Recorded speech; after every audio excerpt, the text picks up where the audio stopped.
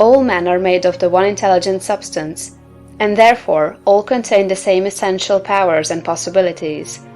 Greatness is equally inherent in all, and may be manifested by all. Every person may become great. Every constituent of God is a constituent of man.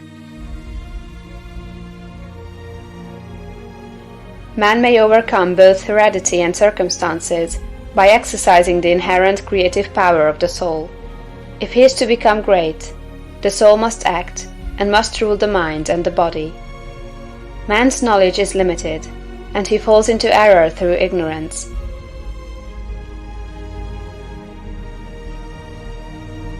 To avoid this, he must connect his soul with the universal spirit. Universal spirit is the intelligent substance from which all things come. It is in and through all things.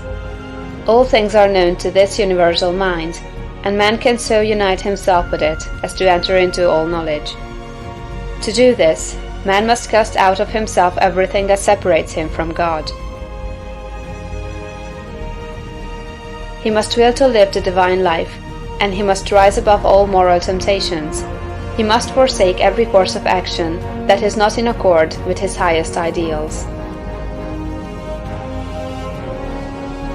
He must reach the right viewpoint, recognizing that God is all, in all, and that there is nothing wrong. He must see that nature, society, government, and industry are perfect in their present stage, and advancing toward completion, and that all men and women everywhere are good and perfect. He must know that all is right with the world, and unite with God for the completion of the perfect work.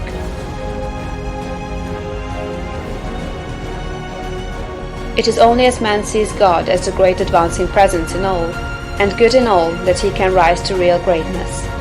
He must consecrate himself to the service of the highest that is within himself, obeying the voice of the soul. There is an inner light in every man that continuously impels him toward the highest, and he must be guided by this light if he would become great. He must recognize the fact that he is one with the Father, and continuously affirm this unity for himself and for all others. He must know himself to be a God among gods, and act accordingly. He must have absolute faith in his own perceptions of truth, and begin at home to act upon these perceptions. As he sees the true and right course in small things, he must take that course. He must cease to act unthinkingly, and begin to think, and he must be sincere in his thought. He must form a mental conception of himself at the highest, and hold this conception until it is his habitual thought form of himself. This thought form he must keep continuously in view. He must outwardly realize and express that thought form in his actions. He must do everything that he does in a great way. In dealing with his family, his neighbors, acquaintances, and friends, he must make every act an expression of his ideal. The man who reaches the right viewpoint and makes full consecration, and who fully idealizes himself as great, and who makes every act, however trivial, an expression of the ideal, has already attained to greatness. Everything he does will be done in a great way. He will make himself known, and will be recognized as a personality of power. He will receive knowledge by inspiration, and will know all that he needs to know. He will receive all the material wealth he forms in his thoughts, and will not lack for any good thing. He will be given ability to deal with any combination of circumstances that may arise, and his growth and progress will be continuous and rapid.